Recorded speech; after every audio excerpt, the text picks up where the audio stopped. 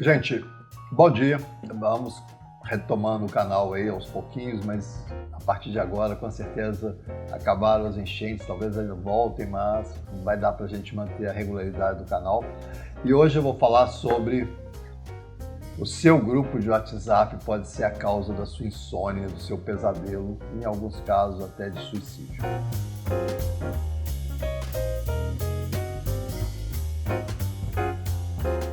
O nosso país é um dos países do mundo que mais utiliza o WhatsApp. O WhatsApp é uma mensagem, o dono dela é o Facebook, o nosso grande amigo Zuckerberg. O WhatsApp é facilmente utilizável, não é monetizado ainda e as pessoas usam de uma forma, eu acredito que hoje em dia, bastante abusiva. E hoje vou contar histórias, não só histórias, mas eu vou discutir um pouco da questão da toxicidade de participar de grupos de WhatsApp. Então, primeiro eu vou contar um pouco da minha história. Eu tenho estudado, como vocês sabem, há uns anos, mídia digital, eu tenho ficado muito assustado com elas e vira e mexe eu me perco recaindo no erro social. Qual que é o erro social? O erro que todo mundo comete. Eu não faço parte de grupos de WhatsApp, tem até uma piada na minha turma de medicina que eles fizeram um grupo lá e aí puseram meu nome e um amigo meu coloca assim, 24. Aí eu falei assim, o que é isso? Chama ele de viado, que não sei o que e tal, né? Porque em grupo tudo é possível. Aí em 18 horas, eu tinha saído daquele grupo. Desse grupo eu me salvei. Mas recentemente, o grupo da minha escola secundária, de onde eu passei a minha infância, né? Da quinta ao terceiro científico, refez um grupo. E um grupo que eu até ficava interessado em tê-lo, na época do Orkut, eu tinha montado um grupo dessa mesma turma no Orkut, e de repente alguém postou lá, depois dos 2 anos sem ninguém postar, você acha que dinossauro tem Orkut? Naquela época a gente, né, nós analfabetos digitais, já éramos tratados como dinossauros. E aí o pessoal fez um grupo de WhatsApp dessa turma e eu entrei no grupo por curiosidade e fiquei muito assustado porque assim, tinha dias que tinham 300 mensagens, todo mundo se reencontrando, feliz, estava tudo muito bacana, postagem de fotos antigas e tal, as fotos do tempo da gente de escola, numa época saudável, feliz. Eu brinco que a gente era, como todo adolescente, a gente era sofredor, a gente sofria, mas não era tragicamente suicida como hoje são os adolescentes, né? Então, mas a gente sofria como todo adolescente essa transição, passamos isso juntos, convivemos nessa época, fizemos vestibular juntos, então tinha muita coisa boa que a gente viveu, uma grande parte da nossa vida em comum. E nesse grupo eu estava participando dele, eu fui ficando, eu não conseguia sair porque tinha muita foto antiga, tinha gente que eu não via há anos, então eu estava matando saudades antigas e tal, era muito gostoso. De repente eu comecei a ver que era demais, eu comecei a ficar vendo todo dia e as pessoas, né, alguns já estão até aposentados, outros são avós, eles começaram a postar muito e todo dia tinha muita mensagem, tinha muita coisa assim, e eu fui entrando, e eu tenho um grande amigo de escola que não fazia parte desse grupo, porque ele não tem WhatsApp. Eu, graças a Deus, eu tenho alguns amigos que são tão analfabetos digitais que não têm WhatsApp, eles estão salvos de muita coisa. E aconteceu uma coisa muito interessante, que as pessoas do grupo todas estavam com muita saudade dele e começaram eles não vão entender muito isso, mas chama stalkar, né? Eles começaram, já que ele não tinha WhatsApp, eles começaram a mandar mensagem no celular dele para ele entrar no grupo. E aí todo mundo se divertindo com isso, parecia uma brincadeira saudável. Mas ao mesmo tempo o grupo de repente começou a aparecer, gente, parece que está todo mundo tímido, ninguém está postando, o que está acontecendo? E eu comecei a pensar em mim. À medida que eu avisei para o grupo que eu não participava, eu comecei a ver que ninguém falava meu nome, e eu comecei a ficar triste, pensei, gente, ninguém lembra de mim, quem que eu era? Nossa, será que eu também não fazia parte dessas pessoas?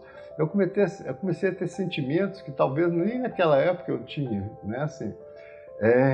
Eu comecei a sentir coisas esquisitas, eu comecei a ficar viciado em ver as mensagens de manhã cedo, o que o pessoal tinha postado, o pessoal sempre postava muita coisa, e a gente foi ficando nisso. E aí uma amiga minha que está no grupo também, ela me posta um negócio assim, nossa, eu estou me sentindo um peixe fora d'água nesse grupo. Aí as pessoas começaram a desenvolver sentimentos falando disso, o outro falou assim, gente, eu não aguento mais. Aí eu brinquei, falei assim, gente, eu vou postar no meu canal sobre o grupo, depois eu mostro para vocês. Por isso que eu estou fazendo essa filmagem também. Porque é o seguinte, o grupo de WhatsApp, todo mundo tem, a mãe tem, a avó tem, a tia tem, as pessoas fazem isso para se comunicar, mas, primeiro, você gasta muito mais tempo do que você gostaria. Por quê? Você começa a ver pessoas online, você fica buscando quem está online, você fica esperando para ver o que vai acontecer, tá certo? Então, assim, o grupo, na verdade, ele começa a dominar o seu processo de atenção. A maioria das pessoas não escutam esse conselho que eu dou, que não é conselho, é real. Não tenham notificações no seu celular. Sempre que você coloca notificações, você tem um sério problema que é alterar o seu processo de atenção. Então, a maioria delas tem notificações. Então, ele começa a receber aquela quantidade de coisas novas, aparentemente, e está querendo sempre buscar alguma coisa. E buscar retorno afetivo, que é como eu acabei de explicar. Buscar coisas que a gente não vai encontrar ali. Por quê? No grupo de WhatsApp, não existe a linguagem humana que a gente está acostumado com ela. No grupo de WhatsApp não tem o tom de voz, não tem aquela brincadeira. Uma palavra sozinha, mesmo que você coloque emotions, aquelas coisinhas do lado, você não consegue transmitir o que um olhar consegue transmitir, do que um risinho do canto de boca, aquela coisa carinhosa que faz parte da linguagem humana. A linguagem de WhatsApp não é uma linguagem humana. E as pessoas não entendem isso, porque elas estão conversando ali como se elas estivessem conversando no dia a dia, e isso não é verdade. Eu fiz parte de um outro grupo na época de doença do meu pai, da minha família. Foi um problema, porque toda vez que eu postava alguma coisa nesse grupo, meus irmãos, que eram pessoas muito próximas minhas, não conseguiam me olhar direito no dia seguinte, ou não conversavam bem comigo. Eu criava um mal-estar muito grande. Primeiro porque, mesmo quando eu tentava me explicar melhor, dava errado. Então, assim, por quê? Porque a minha linguagem humana com os meus irmãos tem um afeto que passa no olhar, tem um contexto da linguagem que não tem naquela situação.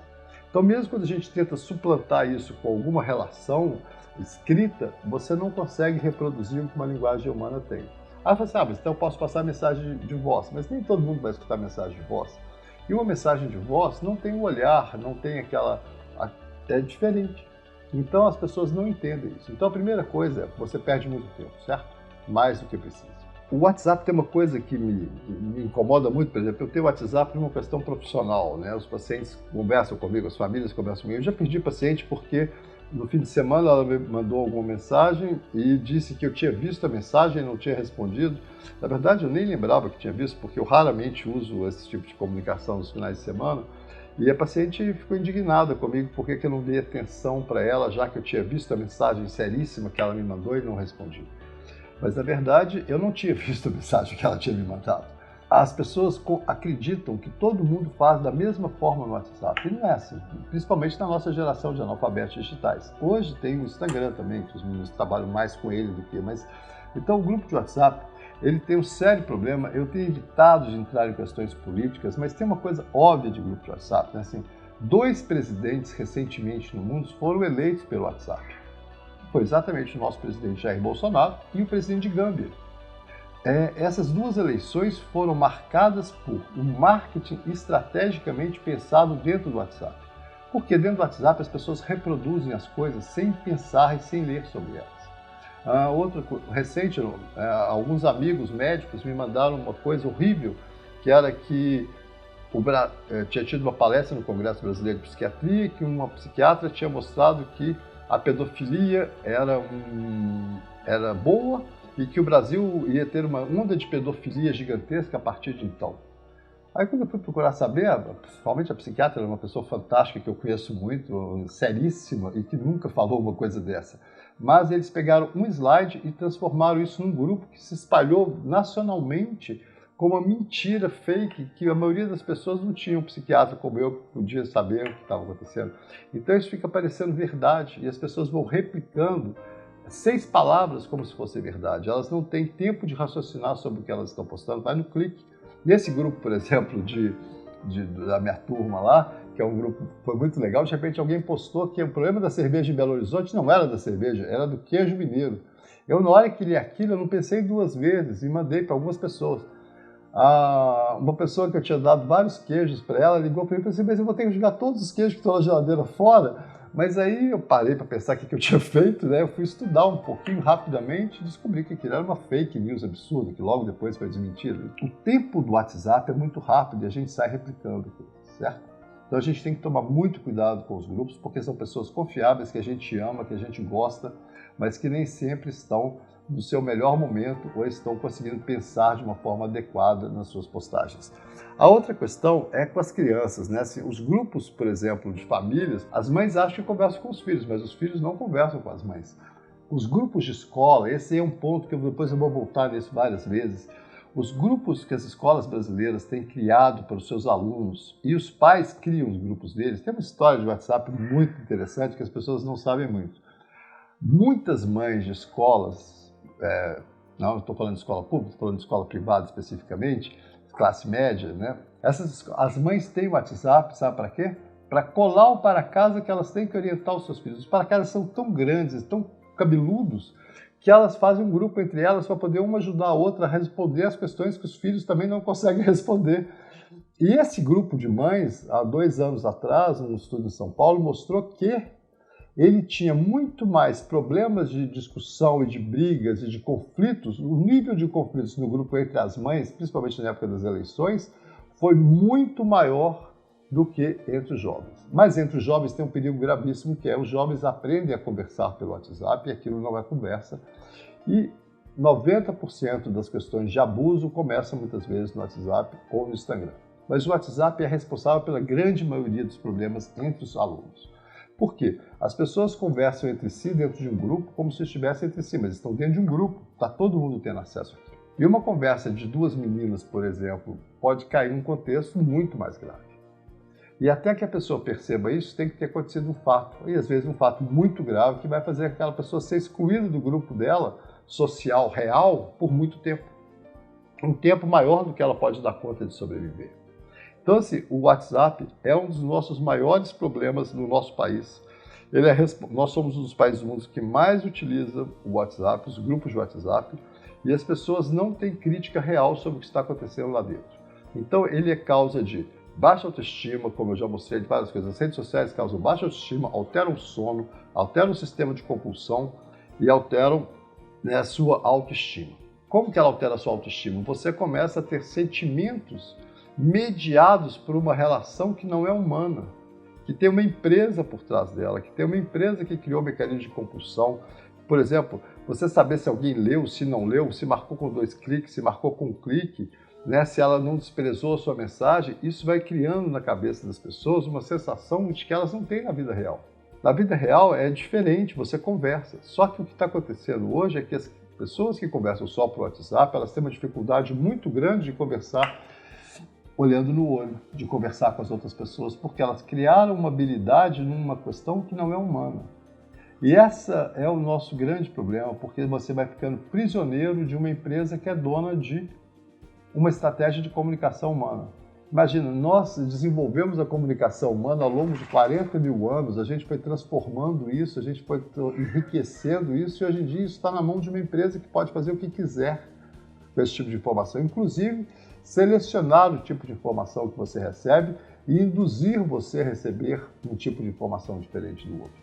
Então, assim, nos grupos de WhatsApp, as pessoas têm que tomar muito cuidado com o tempo que elas têm. A primeira questão é que você não pode ter notificação dele, mas aí você tem um problema, né? Porque você não olhou o seu WhatsApp, você está desprezando pessoas. Vários relacionamentos terminam porque o namorado posta uma coisa, espera que a namorada leia, a namorada não lê, ele começa a desconfiar que ela não está lendo, que ela não gosta mais dele, aí já começa toda uma grande questão e termina o relacionamento por uma questão que não tem nada a ver, ele não conversou com ela. Quantos relacionamentos eu vejo hoje que terminam porque as pessoas mandaram o WhatsApp terminando? Né, assim, e às vezes nem sabem por quê, porque elas não tiveram tempo de conversar e delegaram a um sistema de comunicação, que é uma linguagem alternativa, se a gente for pensar, uma comunicação tão importante quanto na vida dela. Então, assim, as pessoas têm que tomar muito cuidado com essa coisa bacana que todo mundo faz, que ninguém vive sem, mas que é gravemente, aliás, muitas pessoas vivem sem, como esses meus amigos que conseguem viver sem WhatsApp, e a vida deles está bem melhor. Pelo menos a do meu amigo, que virou lendário lá no grupo, foi bem melhor do que a minha durante esse 1 mês que eu fiquei procurando mensagem, lendo mensagem, ele não passou por nada disso, e ainda ficou rindo quando eu mostrei para ele as mensagens que estavam lá no grupo. Então, assim, cuidado, gente. Tudo que a gente está fazendo hoje, utilizando os nossos aparelhos, a gente tem que refletir sobre isso. Não é usar mecanicamente, porque minha mãe usa, minha avó usa, minha tia usa. Muito cuidado, ainda mais que nós estamos vivendo um tempo de comunicação entre as pessoas muito alterado devido à radicalização dos pensamentos que acontece no mundo inteiro, né? Se o que a gente viveu nas eleições, entre a polarização direita e esquerda, entre os ingleses viveram com o Brexit, os americanos vivem com Trump, existem várias situações no mundo inteiro semelhantes. Eu vou discutir isso em outro episódio. Mas a minha ideia de hoje é o seguinte: cuidado com o seu grupo de WhatsApp, que ele geralmente, eu não posso falar, podem existir grupos que funcionam, por exemplo, na área de saúde, mas geralmente, 90% dos casos, o grupo de WhatsApp é tóxico. Muito cuidado, gente, com essa coisa que parece bacana, que vai ajudar todo mundo, mas que na verdade gera um sofrimento psíquico muito grande e que nem sempre a pessoa percebe que o sofrimento vem daquela fonte e acha que vem de outra fonte.